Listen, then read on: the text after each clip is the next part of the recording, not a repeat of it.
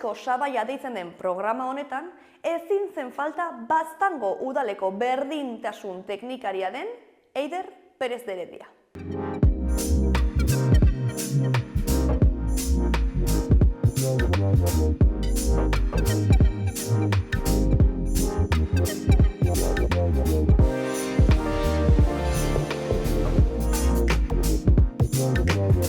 Ongi etorri, Eider? Mi esker. Zer moduz? Hementxe, zuekin atxalde pasa, ilusionatu ongi. Ja, hemen egona zara bi baino gehiagotan gainera, ez programa honetan, baina, ez? Bai, egona naiz, estudioan egona naiz eta Oronozko estudioan ere bai. Esan dugu, ez? Hasieran grabatu dut zure aurkezpena edo, eta ezinen faltatu, ez? Osea, Kristalezko Sabaia deitzen den programa honetan, Baztango udaleko berdintasun teknikaria egon bartzen, ez? Azkenean... Bueno, gure lana da, ez? Azkenean bertze eragile haunitzekin eskutik, esku sartzea horre bai, ez? Eta inzidentzia pixka bat egitea, bai, Kristalezko Sabaiarekin edo genero arrakalekin orokorrean, ez? Zuretzat, zein da dagoen Kristalezko Sabaik handiena? Nik definituko nuke Kristalezko Sabaia da kontzeptu bat. Eta gero eraman dezakezu arlo desberdinetara. Baina azkenean da, emakumeak dauzkagun muga ikusezinak, geroz eta gehiago ikusten ditugu, ez? Begirada more hori txartatzen dugunean, argita garbi ikusten ditugu, baina ikusezinak izan diren limitante edo muga horiek, ez? Ez gaituztenak uzten botere espazioetara edo espazio ikusgarrienetara ailegatzen. Eta hori gertatzen da sektore guztietan. Gehienetan erran bar nuen, baina guztietan errango nuke eta uste duten dagoela gaizki, bai. Bai, egia da, leheno komentatu dizut, ez? Azkenean elkarrizketagoetan nahikotxo egin ditugu, ez? Eta ikusten da, emakume guztiak nolabait puntu berrietara, ez? Edo hausnarketa oso antzekoetara ailegatzen garela, ez? Bai, hala da, azkenean zu agian osasungintzaren munduan zaude, edo edabideen munduan, edo mundu artistikoan, baina denak aurkitzen gara oztopo iduritsuekin. Ze azkenean mundua arlo guztietan eraikia dago gizonen begiradatik. Ez?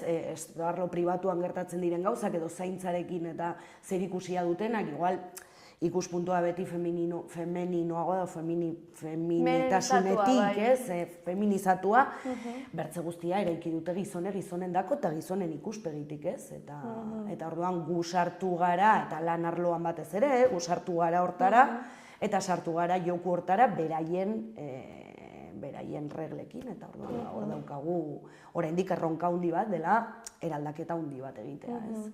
Eta zentzu horretan denak aurkitzen gara oztopo iduritsuekin. Zuen kasuan, udalean, berdintasunaren alde edo lan egiteko, zein dira egin duzuen ezakit oinarrizko gauzak edo ikusi zenituzten, igual gauza zehatzena, hau aldatu behar da, edo honetan landu behar da asko, ze gainera ez da berdina, ez? Hiri eremuan, landa eremuan... Ez da bat ere... Landa eremuak beti badauka bertze arrakala puntu bat, ez? Hiriarekiko edo urbanoarekiko. Eta hori ere bai gauza hauetan isladatzen da. Emakume batek hiri batean dauzkan arrakala edo oztopo horiek trasladatzen dira entorno edo zonalde ruraletara eta hori handitzen da. Ze gainera emakumea izateaz gain, badaukazu bertze oztopo bat edo bertze opresio ardatz bat deitzen dena, ez? Bai, bertze oztopo bat dela ruralitatean egotea, ze urrun dauden aukera laboralak, zerbitzuak, sareak ere bai edo zerbitzu publikoan murritzagoak izaten dira, mugatua daukagu mobilidadea, horrek ez du afektatzen berdin gizon eta emakumei, badira faktore haunitz. Azkenean ezin duzu azaldu Kristalezko Sabaia perspektiba bakar batetik. Edo estrukturari begiratu gabe.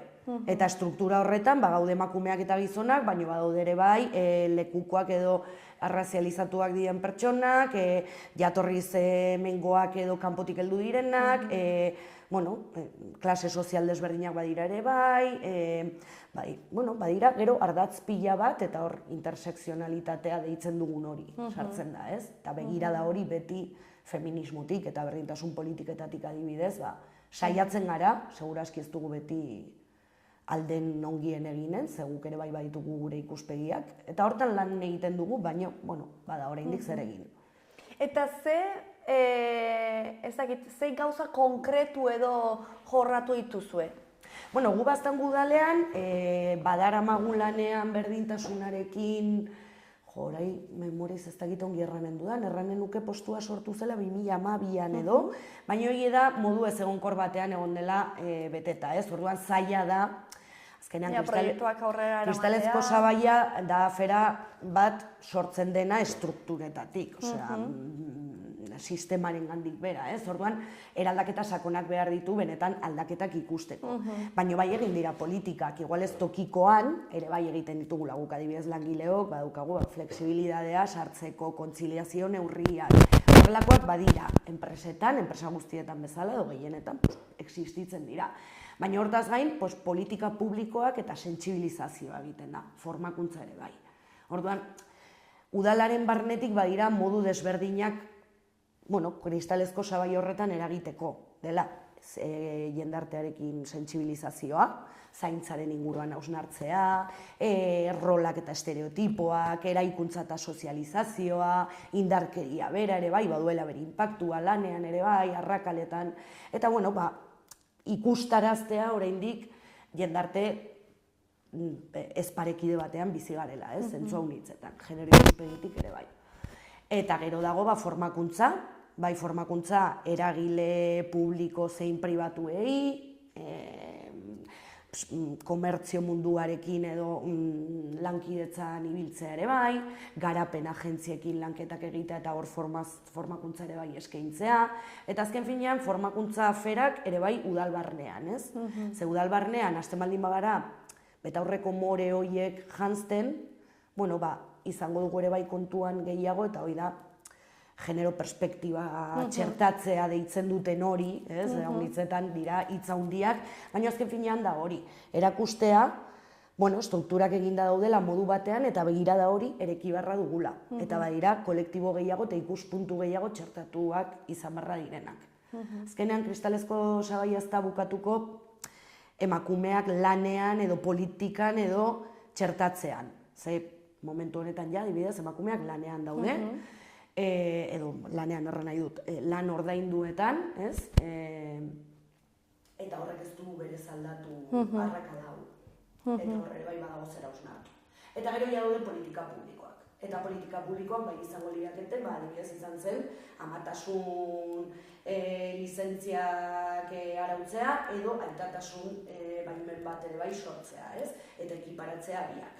Eta hor sartzen gara, bertze arazo batean dela zer da berdintasun formala eta zer da berdintasun erreala. Erreala, bai. Guk legeetan, momentu honetan, amatasuna babestuta dago, aitatasuna. Osea, egin dira politika publiko pile bat, arrakala horiek ikitzeko. Zentzu honitzetan, lanean, segregazioan, hainbat gauzetan. Baina gero, bai, praktikan jartzen ditugunean, ez? Praktikan jartzen ditugunean, aldatu du adibidez aitatasun baimenak benetan gizonen implikazioa edo zenbat baimen ematen din gizonei emakumei, ez, praktikan ez, edo ez modu eraldaketa. Claro, bai. Eraldaketa ez da egin. Gizonak oraindik emakumeak dira portzentai handi batean, 80 uste du dela Nafarroan, ez dauzkat hemen zenbat, baina 80 uste dut zela, emakumeak dira jardunaldi partzialak dauzkatenak Nafarroan. Lidergo postuetan, bai politikan bai enpresetan, gaizki ez baldin banago eta hortzagon gure aurtengo martxoak 8ko kanpaina datu hori, uste dut zela 36 dira lidergo postuetan dauden emakumeak. 36. Egia da, legeak eskatzen duela 40-60 eta hori ere izanen zen parekidea. Baina, 50 biltzen baldin bagara. Hobeki, karo. Ez da bakarrik emakumeak inkorporatzea baizik eta benetan aukera berdinak izatea. Claro, bai. Emakumeak inkorporatu gara, baina ez dauzkagu oraindik aukera berdintasuna. Bai, eta askotan hitz egin da, ez? Osea, nola portzentai horiek edo kuota horiek, ez genero kuota horiek bermatzen dira modu batez, baina gero ikusten baldin baduzu nor dagoen lidergo postuetan edo nora diren horrez agintzen, ez? Gehiengoa gizonezkoak dira. Eta, karo, azkenean baita ere, lidergotik ez baldin badira betaurreko more horiek jartzen, eta normalean bazu privilegiatua zarenean, ez duzu hainbeste ez hori kolokan jartzen, ez? Karo, eta hor dago igual ere gakoa, ez? Bai, eta kuoten afera gainera, badakigu, eta berdintasun teknikario kaskioki badakigu, berdintasun politikak egiten dituztenok, badaukatela, bueno, fama txarra erran dezakegu, ez? Diskriminazio positiboa ditzen da. Baina ulertu barra da, hasiera batean, desoreka dagoenean, desorekatua dagoen egoera bat, ezin duzula hortik landu. Karo. Sortu beharra dela hau, ez? Eta ez hau, ez? Gizonak egiten duten lana eta emakumeak ez dute egiten lan, ordainduta. Etxean egiten duten lan, kriston pila, baina kobratu gabe hor arrakala bat sortzen du. Emakumeak sartzen dira lanera. Horrek ez du egoera hobetu zen, emakumeek horretik karga familiar guztia daukat, orduan jardunaldi dobleak egiten dituzte. Zenbat lan egin behar dute gizonek dauden lekura llegatzeko. Ez, amatasunak eta aitatasunak duten inpaktua lanean edo lan karrera profesionalean, ez da bat ere parekidea. Eta politika publikoak egin dira horren aurka. Orduan, ez baldin bada benetan eraldaketa sozial bat ematen sakona, eta hori da zaintzak erdigunean jartzea eta garrantzia ematea eta diskursua hor dago. Baina gero kostatzen zaigu hori benetan gugandik pasatzen den horretan praktikara eramatea. Ez? Eta hor badaukagu hori lana egiteko. Orain askotan entzuten da atzerakagoa zela, ez? Edo atzera pausu bat ematen ari garela, ez? Ni entzun izan dut, ez? Askotan. Zure ustez, hala da atzera pausu bat ematen ari gara sozialki? Hau da, adibidez igual aurrera pausuak eman dira politika publikoetan, eta baina sozialki, zagit? Bai bada, erreakzio antifeminista argi bat, gizarte politiken kontrako bulkada handi bat bada horrentxe ere. Nik ez dut uste horren bertze gibelan bagoa zela, baizik eta asotxa unitz egiten dutela. Ez? Eta zuk mantendu beharra zarenean sokari tenso zure eskubideak ez galtzeko, ezin duzu tiratu eskubide berriak lortzeko. Orduan hori txarean gaude momentu batean de aguanta. Ez? Gara sokari tira egiten kontzeko. Eta ez galtzeko orain arte lortu duguna, ze kolokan dago. Eta emakumeen eskubideak behin lortuta ere atzera botaldira, karo. Atzera botaldira eta ikusi dugu bertzarriak batzuetan nola gertatu den, ez? Abortoaren legea, kontrako legeak eta bat. Orduan, hor gaude. Arriskua dago hor, atzera egiteko. Nik uste dut badukagula jendarte bat, eta Euskal Herrian ez gara bereziak ere ez, baina egia da kontzientzia potente bat dagoela eta oraindik erresistentzia horiek ez direla guztiz sarri, ikusiko dugu. Egia da ere bai, gazteengatik gertan da beti ez, eta generazio bakoitzak erten du urrengo generazioaren kontu, hori dela, urrengo generazioa dela galdu dena eta ez dakiena zeiden eta ez duena. Bueno, gure gazteak daude oso formatuta eta gure generazioa baino eta gure gurasoen gure aitetxita matxien generazioa baino aize formatuago, aize informatuago ere bai, baina badira ronka berriak. Guk ez genuka sare sozialik. Orduan, bueno, pues yo que sé, adibidez, estetikaren kontua beti egon da presente eta emakumezkoen bizitzan batez ere, baina orain desberdina da. Eta mutikoak ere hor sartu dira ere. Eta hor bada esklaritu de berri bat, denetako, bai mutiko, bai neskendako. Beti bortitzagoan neskekin, estrukturak horrela irelako berriz ez ditu aldatu, baina, bai, benetan dago arrisku hori. Nik ez dut uste benetan atzera pausuak irabazten ditugu gerra batzuk eta erronka berriak sortzen dira. Eta berdintasunean bertzafera batzuetan, genero berdintasunean bertzafera batzuetan bezala. Sistema reinventatzen da. Apropiatzen da egin duzun lanaz eta erronka berriak sortzen ditu, ez? Feminismoaren bulkadak ekarri du, eta beti ekonomiarekin lotuta gainera, ez? Haurdunaldi subrogatuak, prostituzioaren debatea. Eta, beti badauka sistemak bertze buelta bat emateko eta berriro ere kapitalizatzeko emakumeen gorputzak, bai. Ez, OnlyFans eta erronka berriak. Orain baita ere entzun dut, subrogazioaren arira ere, orain uteroak implantatu ahalko zirela gizonezkoen gorputzetan. Ari direla horretan ikertzen. Eta hori da, karo, baita ere, noren kontu, ez? Gero nor jarriko du gorputz hori, ez? Eta nor salduko du bere uteroa, ez? Edo nor gutziko du bere, karo, azkenean... Guzi horien atzean bada negozioa, lobiak, baina hori bai bada asunto ideologiko potente bat, ez? Nik beti erden dut, oraintxe berian feminismoaren historian konfliktiboak izan diren gai guztiak, mai gainean egotea aldi berean, feminismoa puskatzen, eta 2018an adibidez izan genuen, 2008an izan genuen, 2008an, 10 urte horietan izan genuen potentzial guztia eta emakumeak benetan batu egin gintuen gauza guzti horien mai gainean egonta, de repente potentzia bat sortzen da hor, dela feminismoa, horrek sistema kolokan jartzen du, eta boterean daudenak urduri jartzen dira, eta horrek dakartza erantzun bat. Eta hori da, ultra eskuinak, youtuber matxistak, eta hor bada tiru honitz berriz ere, negozio bat. Eta botereak ez du boterea galdu nahi. Bai, badago, horrelako puntu reakzionario bat, ez? Gizarteko alderdi baten aldetik. Manosfera adibidez da horren eredu bat, ez? Feminismoak baliatu du interneta, tresna gisa, komunikatzeko, divulgazioa egiteko, eta benetan hor sortu dira kontu pilo bat, gauza pila bat, divulgazio pilo bat, eta lortu da feminismoaren hegemonia bat instituzioetan presente denak ados aurrera atera behar dela, eta errepente egoera horretan sortzen da erreakzio matxista bat. Eta hori antolatzen da politikatik, ekonomiatik, eta sare sozialetatik edo teknologiatik ere bai. Eta estatu batuetan dagoen debate horreintxe berian, nola ari den sortzen gobernua hau Elon Musken papera, eske hoia da, ez? Inteligentzia artifiziala. Segurazki politika publikoa joango dira berriz ere arazoaren nibeletik.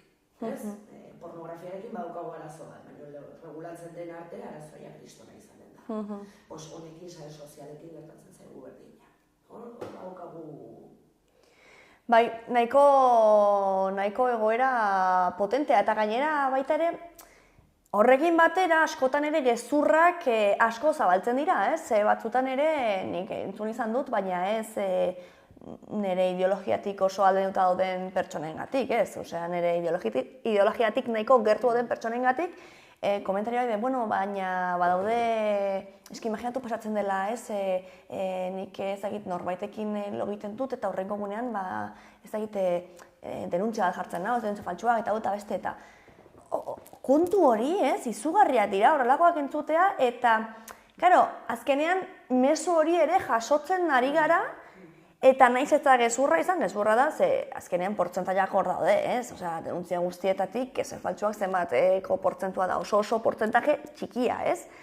Baina, karo, ze zaila den, baita ere sare sozialetik botatzen den informazioa, ez? Naiz eta faltsua izan, hori, hartzen zuzenean, beharko justifikazio guztiak, ez? Hor datuak jarri, eta batzutan datuak, ez aizki importa, ez? Batzutan, naiz eta datuak eman, zuk erran dezakezu platoko lurra gorria dela, eta bere gorria, zuk atera dezakezu zure argudio zientifiko, estadistiko eta guztiak eteko ez da gorria. Ez da gorria. Gorria izango da. Eta, klaro, Twitter baldin badaukazu zure eskutik, edo Facebooken algoritmoaren kontrola baldin badaukazu, zuk bihurtu dezakezu jendearen burutan lurra gorria. Terraplanisten adibidea hor dago, eta hor algoritmoak momentu batean horrein buelta ematen dira, eta egiten mundu guztia terraplanista dela, eta ez da horrela. Manipulazioa hor dago. Eta horre bai, eske genero arrakala hori beti dago presente. Ezin dugu esenzializatu eta erran emakumeak ona garenik, ez? Zer emakumeak ere bagara onak, txarrak, pertsona honak, pertsona txarrak, denetari dago, bai. Baina horia da, demokratizazio horretan, beti femeninotzat hartu diren karakteristika horiek, ekartzen baldin baditugu, hau da, adibidez, politika feminizatzen baldin badugu. Eta nahi dut, ez dut esenzializatu nahi emakumea, emakumea bagara denetarik. Baina beti feminidadetik atera diren karakteristika horiek hartzen baldin baditugu, xamurtasuna, ez dakit... Entzutea, empatia, eta horrelakoak, pentsatu barra dugu ere bai, zer gizarterantzunan nahi dugu. Zein da nahi dugu jendartea, zer jendarterekin nahi dugu, ez? Zer nahi dugu, emakumeak gizonak bezalakoak izan, haunitz, baina historikoki gizonak representatu duten horretan montatu eta hortik eraman jendartea. Hori zaldaketa. Gerra, kompetitibidadea, indarkeria, exitoa, lana, zure realizazio bakarra bezala eta bat. Edo nahi dugu eraman bertzeleko atera, edo nahi dugu bi munduetatik hoberena hartu, ez? Gizonek izan duten askatasuna, autoestimua, lidergo kapazidadeak eta bar, eta emakumeei erakutsi zaigun zaintza, empatia, hartu dezakegu bi munduetatik hoberena, eta zuen horretan duen emakumeak gizonen paperean sartu, hori da nahi duguna, edo nahi dugu erdibide bat aurki. Eta gizonen askatasuna eta gauz positibo guzi horiek hartu, bertze gauz txar batzuk utzi, indarkeria, bortizkeria, eta harpatu benetan eta eraiki nahi dugun jendartea. Horrek eskatzen du esportzua. Eta horrek eskatzen du jendearen hausnarketa, formakuntza, sensibilizazioa, eta benetan irakurtzeaz. Informazioa hor dago, inoiz baina informazio gehiago daukago eskura. Eta geroz eta desinformatuago gaude. Da, gauza bat... Bai, potentea, bai. Bai, nik uste baita ere hainbesteko informazioa dugunez eta baitutan ez dakigunez, edo, bereiztu zein den faltsua zein den ezagit, edo igual badakigu baina zailagoa da ezagit iturri batetara joatea bestera baino, edo sozialetan sartu eta lehenengo gauza irakurtzea baino, ezakit, ez?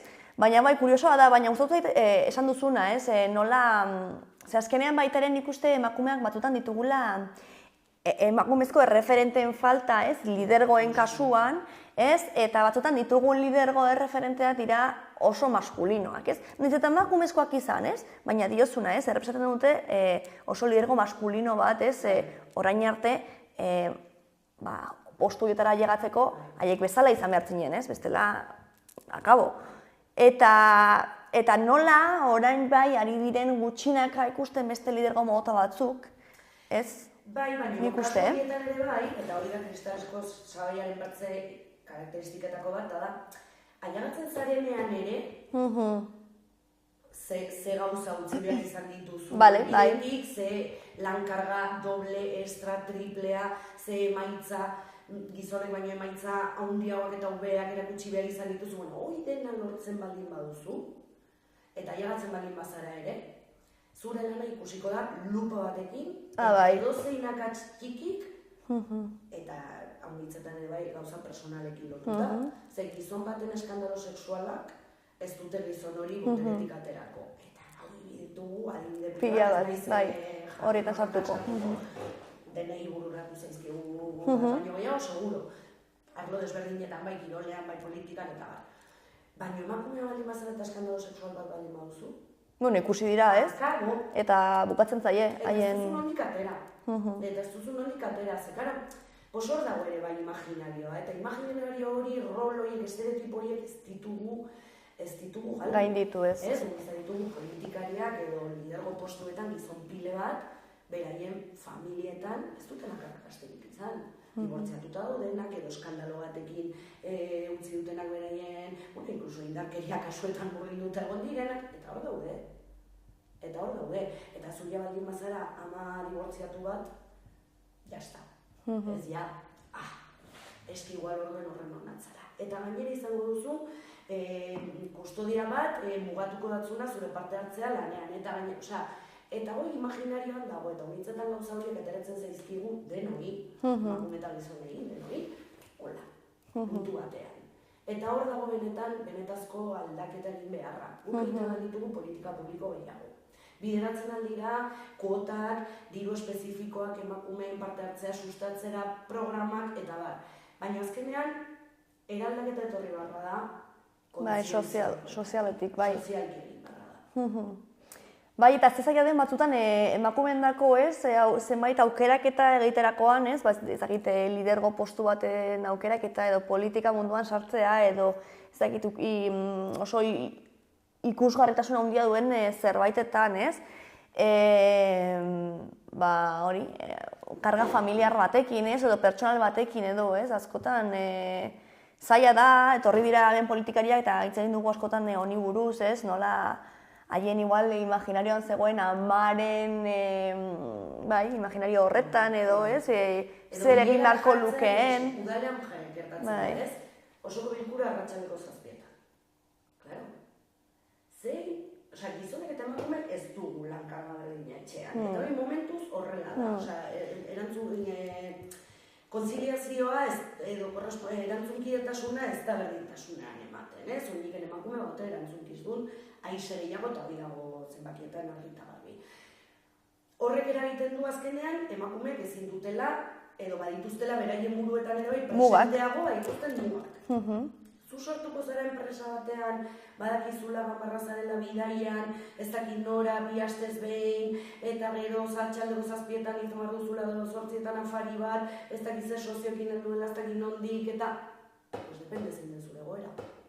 Zukal baldin baduzu, hori aurrera eraman, laguntza dukazulakoz, gizon erantzunkide bat etxean aitatasun kontziente bat eta responsable bat iten duena, igual bai. Edo kontratazioa baldin baduzu, edo gurasoak baldin badituzu, edo dena den.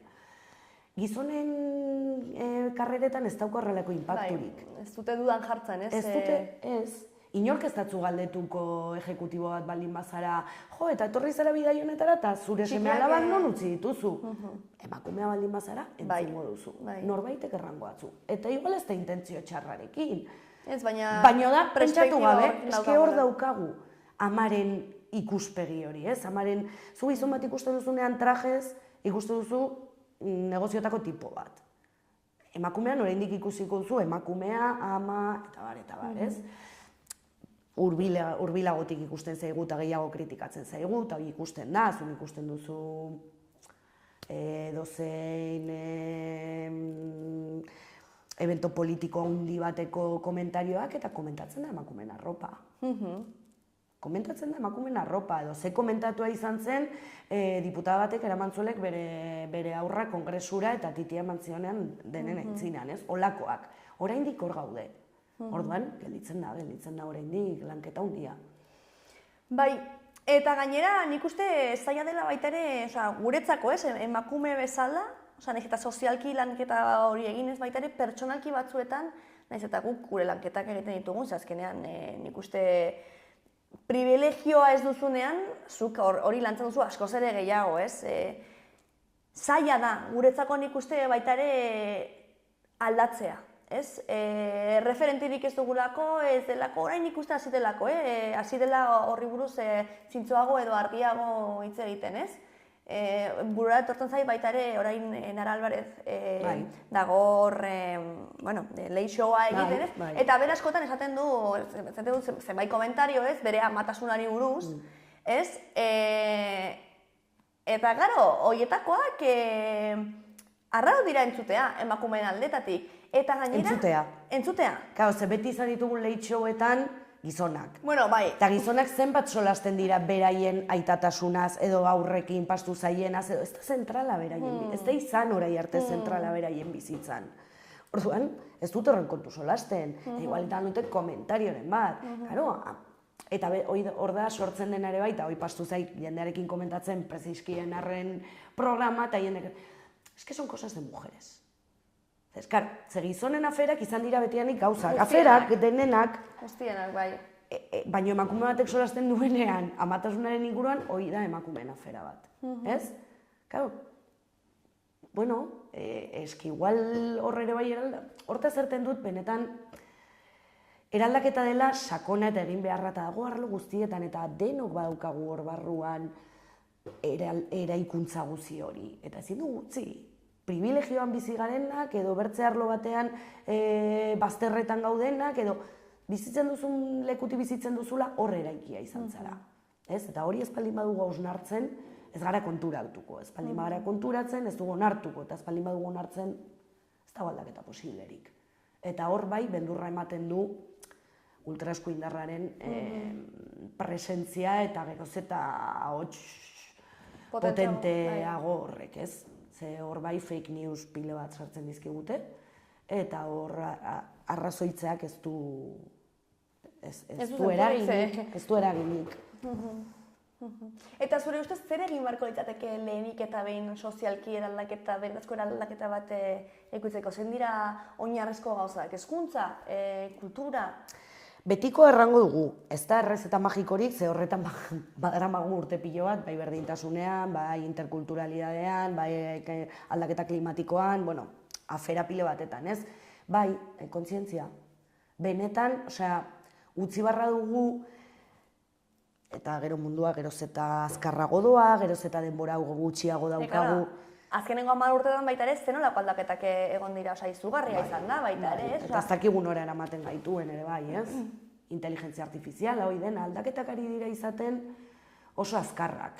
Eta individualismo eta kapitalismo honetan ere bai, ez dugu denborarik hartzen kolektiboaren inguruan hausnartzeko. Zaude, Ni nahi dutuan oporreta ez dakit nora, orduan behar dut egin hau, eta bertze, eta nahi dut egon hobe, orduan egin behar dut yoga, eta ez gara konturatzen, ansiedadea eta badeuzkagun min guztiak konpontzen ditugula yogarekin, mindfulnessarekin, oporrekin, edo zerbait erosten. Eta gero ez dira konpontzen. Ez dira konpontzen, eta gainera ez dute jauz aldatzen. Dira, sálvese quien pueda, eta nik nerea kudeatzea lortzen baldin badut, eta nerea aurrera ateratzea lortzen baldin badut, horretan gaude zentratuta, ez? Gurea salbatzen. Inkluso osasun mentalaren afera guztiak, eta bar, individualizatzen ari da pila bat diskurtsoa. Eta ez dugu erreparatzen, estrukturalitatetik heldu direla aferak, nola izan bartzara zoriontsu mindfulnessa egiten baldin badukazu 1000 euroko lan bat, 800 euroko alokairu bat, eta 2 seme alaba. Edo seme alabari gabe, katu bat baldin baduzu ere. Nola? Ez? Zuk ez duzu struktura aldatuko, orduan zer egiten dugu, kolektibizatzen gara, ez egiten dugu yoga. Eta ni hor sartzen naiz ere bai, Bai, no, eske, imposible da horretatik ateratzea, ez baldin bazara joaten ezagite... Eta kolektibizatzea, igual frustrante izan daiteke, eta badakigu aldaketak txikiak izanen direla, baina eske ez baldin bagaude hor, estamos al sálvese quien pueda. Eta hori bai, arriskutsua da. Eta horrek bai uzten ditu hurrengo generazioak salduta. Eta hori erakusten baldin badiegu ere, zer izango da hemendik urte batzutara. Ja badauzkagu arazoak udaletako edo herrietako alkatetzak betetzeko. Zerrendak eta bar politika, sindikatuak, herrigintza. Ez baldin gaude hor, eta gaude yogan, mindfulnessan eta 17.000 tontor egiten, ez daukagu denborari kolektibizatzeko. Eta orduan bai, hau da la jungla. Eta hor uste dut hausnarketa sakon bat egin barra dela, eta hau eraman barra dela etxeetako, bazkarietako mailetara.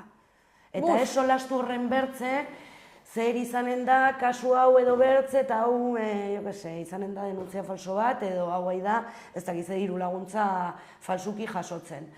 Ez dut erran barze publizidarik ez dut egingo, baina nik egiten nuen podcast bat, eta hor erten zen hau nitz, la rabia hacia arriba.